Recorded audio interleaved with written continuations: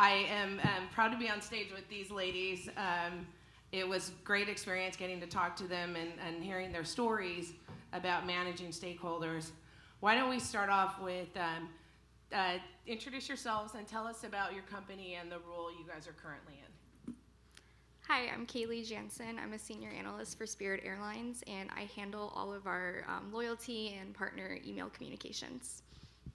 My name's Chelsea Mitchell. I'm with Advanced Auto Parts. I am the senior manager there.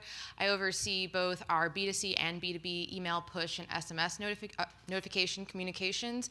And our team is a part of the loyalty and personalization team, so CRM is a component of that. So my name is Sarah Ye. So I manage performance messaging team at Atlassian. Atlassian is a software company. We have products like Jira, Confluence, and Trello. My team is responsible for email and product messaging channels, both for operations and strategy. Awesome, thank you. When you think about stakeholders, I want each one of you to answer it, and maybe we'll start with Sarah and work our way back here. How many stakeholders do you manage or have to manage to on a regular basis? And then what sort of roles are they within your business? So my team supports right now more than 200 stakeholders across the company. So 70% are marketing, but we also support like sales team, product team, research team, or analytics team for experimentation. For us, we can work with anywhere between 5 to 15 teams depending on the scope of the project. So something like a basic batch send, there's a process. We work with our creative team, brand team, product marketing. But for bigger projects of onboarding a tool or doing something we've never done before, there's always teams that come out of the woodwork. So there's a process that should be followed, but no one knows that. So in those cases, those are where teams start stacking on, and sometimes we could see ourselves in the 15 to 20 range.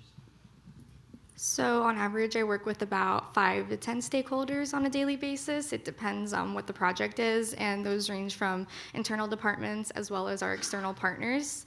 And we work together just on the project and ways to improve their campaigns. Awesome, thank you guys.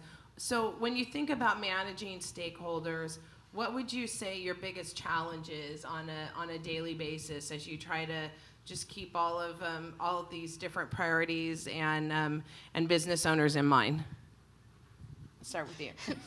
So I would say my biggest challenge is prioritizing stakeholders. There's often times where multiple stakeholders want to deploy a campaign on the same day, or they want the same spot in a certain campaign, like our e-statement or e-deals.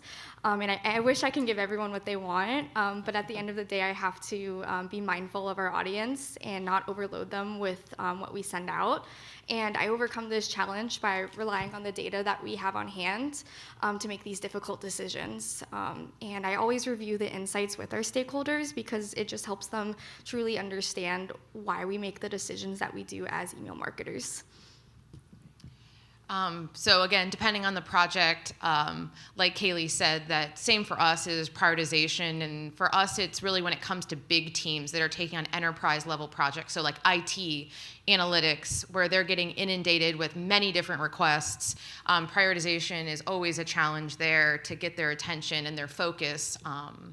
For some of our marketing teams and our creative teams, where I see always challenges is building business context, them understanding what I'm looking to do, what I'm looking to achieve, what I'm looking to create, and having them understand the context of that project, which then relates to what are the expectations at hand.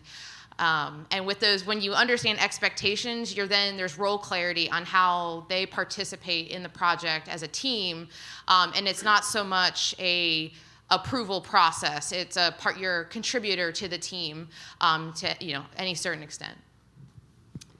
So for me, when you work with so many stakeholders in a day-to-day basis, the biggest challenge is actually how to build a scalable process and a team structure to be able to support like so many different business needs. And with so many stakeholders, they also have different level of experience of emails, and they have different needs to support.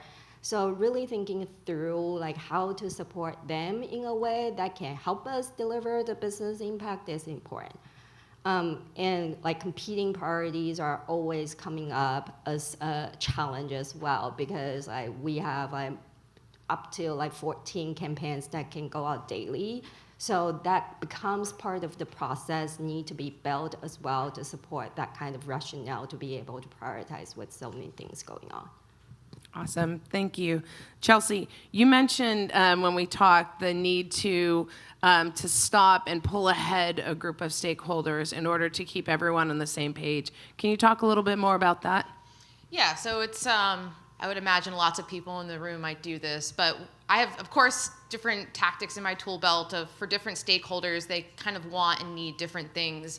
And one of the things that I found really helpful is, I think traditionally there's always these checkpoint processes or checkpoints within the process where we look to certain stakeholders and we say, yeah, no, like, what do you think? But sometimes it's too late. Or they don't understand what's really happening, so they might give you an answer that's not truly what you want to hear because they actually don't know what you're talking about, but they know they need to approve it or whatever. So what I've typically do with our creative and our brand marketing teams is I like to bring them into our project kickoff from the very beginning, so that they really, again, I'm somebody that loves context. So I love sharing context with my teammates to let them know, hey, this is what we're looking to do. And it's an opportunity for them to put their fingerprint on the project.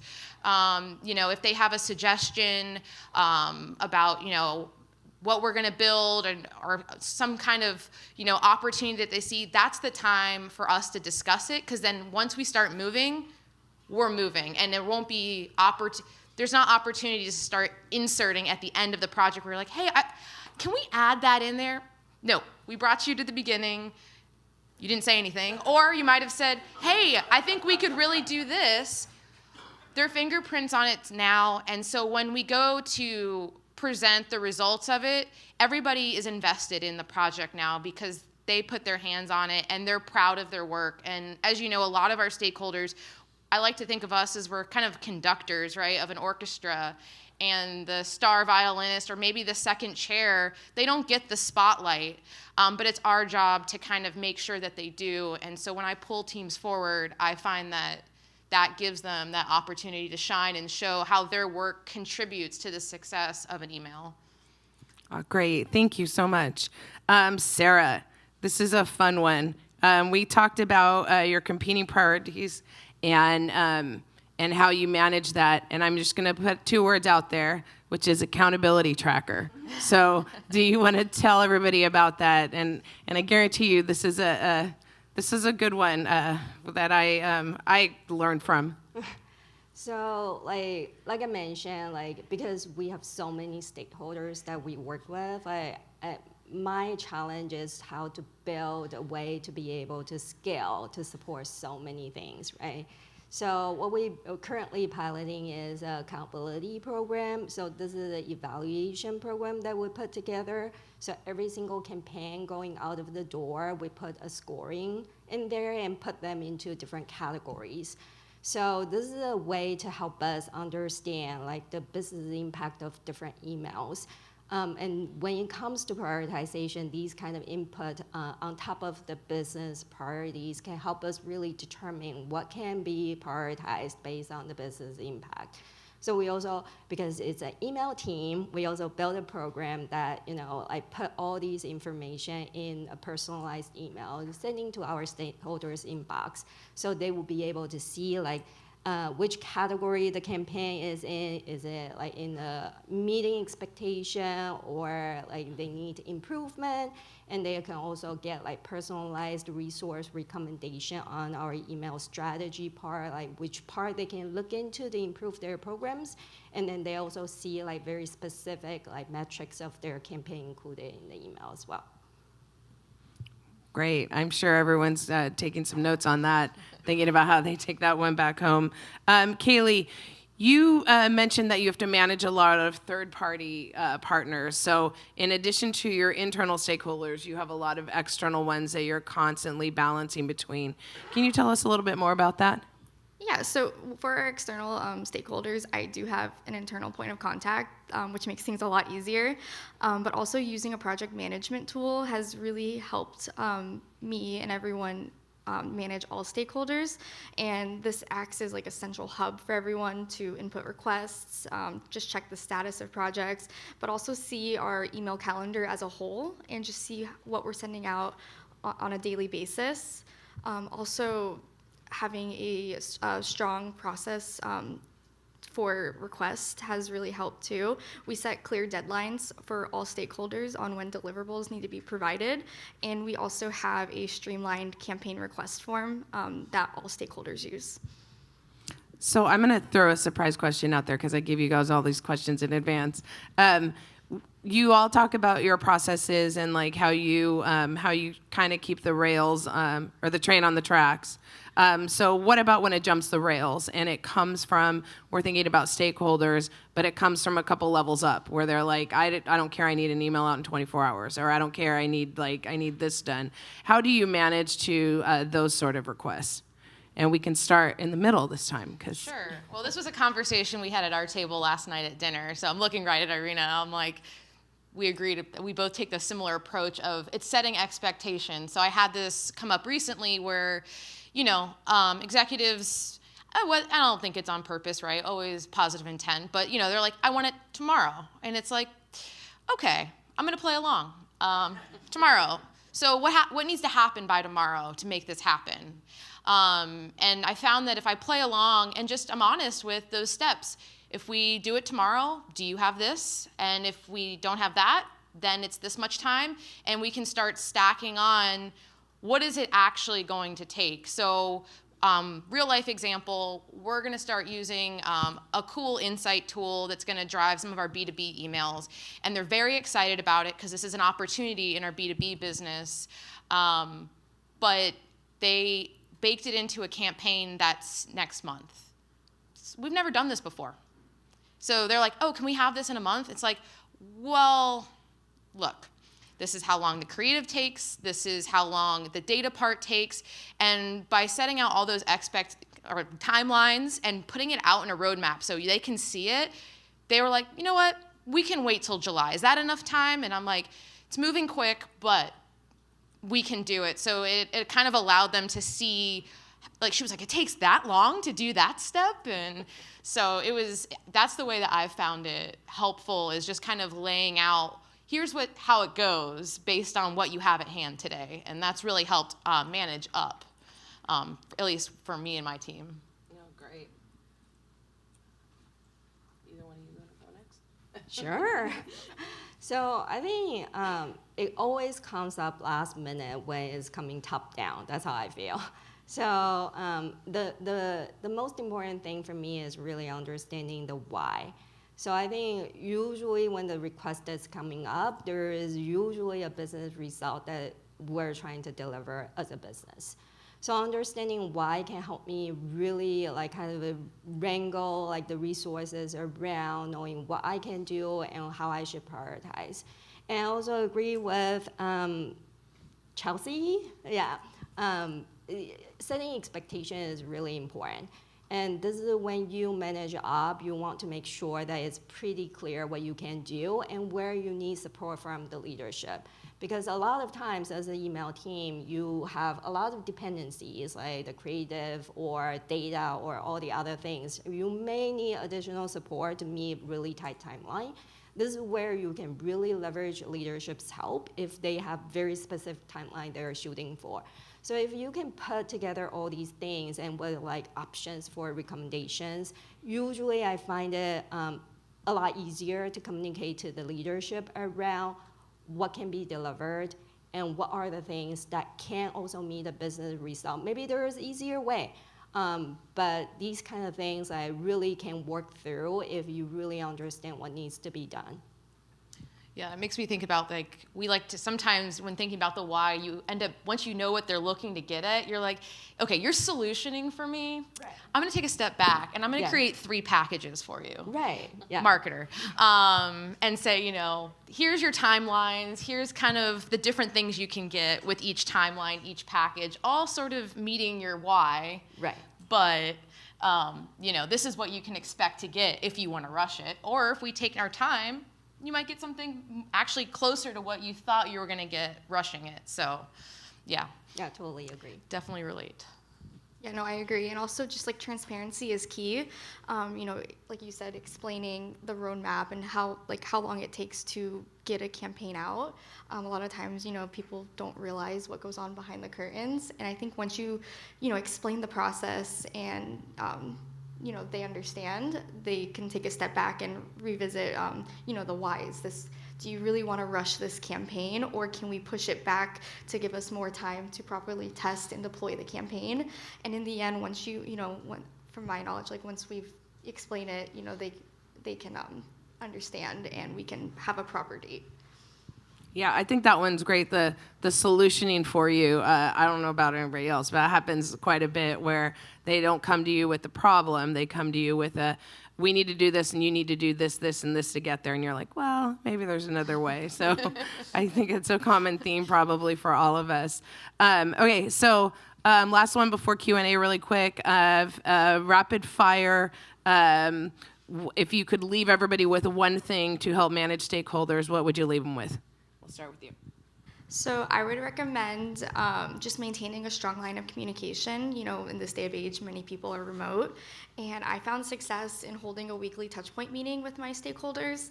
And this meeting, cultivates collaboration, and it opens the door for any last-minute requests or changes, and just any ideas that may have come up throughout the week. So having that line of communication is really key. But I think for me, it's celebrate your stakeholders. I don't know, kill them with kindness in some ways, I'll say. Whether you like them or not, we need them. And I feel like lately my tactic has been talk about all the things they contributed, bring them to the table, make sure they're the ones speaking to their work, and them getting that spotlight makes them become a partner of yours. And so you may have had people that maybe are a bump in the road, but the more that you bring them to the table, the more they get to speak to the work, the more pride they build in themselves. I found that that's helped me, move projects quicker because I have an ally now, not just a stakeholder. So for me is understanding the problem you're trying to solve. So if you're really knowing, like when you manage the stakeholders, what's the biggest challenge you want to trying to solve, this will help you leverage the right tools, build the right process, find the right partners, or even making the right trade-off calls when you're making all the decisions. So that will be my 2 cents. Thank you. Awesome. I'll keep an eye out here for questions. I have a few. First off, Kelly, how do you get named Email Marketer of the Year? A lot of blood, sweat, and tears. My stakeholders get cookies. If you know me at all, I have a chocolate chip cookie theory where you have to take care of those that help you. So the data team. Some people on IT, analytics, they get cookies from me every year with like a thank you note because it's still the human touch and the human connection that actually matters. You're not going into an office. You're not hanging out by the water cooler. You're not going, hey, there's leftovers in the kitchen. So you've got to find other ways to connect with them on a one-to-one. Love it. Love it. And if anybody didn't catch that, so Kelly did win the ANA's Email Marketer of the Year a couple months ago, so big shout out for her.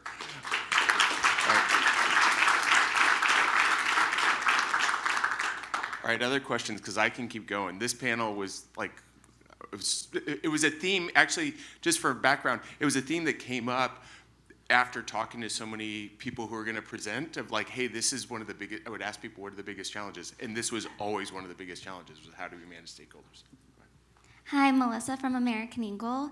Can you talk a little bit about finding the balance of not being a pushover, but also not being difficult to work with? I loved your note about killing with kindness, but can you find the middle ground there? Yeah, so I was also a preschool teacher at a point in time. And my boss used to say kind and firm. So you can you can be kind and gentle, but you have to know when to be firm too. And so that's what it's about, managing your stakeholders, is not saying yes to everything, but saying sometimes, yes, but here's what I, need, or whatever it might be. So it's standing your ground, but not, whatever. I'm a fiery personality, so it's easy for me to get fired up, and sometimes that works to my advantage, sometimes it doesn't. So it's always kind of sticking true to that kind and firm, because people that I know that I work with, they know that, oh, Chelsea's gonna have a plan. But by bringing everyone in and keeping a positive theme to what you're trying to do, people tend to want to be around you and want to participate, and will respect your firmness when it comes to the table for a certain request or something like that. I think also. Here. Oh, it did. I don't know. Well, I just think, setting clear expectations right from the get-go really helps, all stakeholders understand your process, especially if you're onboarding a new partner. Just having that clear expectation, the deadlines up front. We have like a document we'll share with them, so everyone knows that. So just to build on that, so Kaylee, I know when. They're both dying. Hello? Hello. Hello. All right. It was like fading. So, Kaylee, I know when we talked, you rely a lot on data to help settle some of those battles. Sarah, I know you mentioned the accountability program. There's a big reliance on data. So I'm just wondering how you weave in the data part into this important question of, like, how do you balance not being a jerk and versus not being a pushover? I'm going to say one real quick. We have a scoring for our data pools and data segmentation. So depending on the criteria and how specific it gets into a higher score, and then the data team has so much capacity within a given week. So if there's something that gets reprioritized over the rest, we have to make some consensus of what we're going to give up on, right? So if you go to the buffet and you have a plate full of food and you see your favorite food and there's not room on the plate, something either has to come off, or you have to say, we're not going to do that right now. And so that's having that scoring model for the complexity is a big deal. I would also say, like, the data doesn't lie, so it's just the best thing to fall back on. I'm not being the bad guy, I'm showing you the facts. And we also, have a monthly meeting where we really take a deep dive in our insights with all of our stakeholders and just show them the results and ways to optimize in the future. So even if it's like not good news, we always are working with them and using the data on how to improve it for the future. Yeah, I also agree. I think data is your best friend. So when you manage the stakeholders, you want to be able to communicate with a fact, right? So this is not personal. This is really about, like, what to deliver for the business.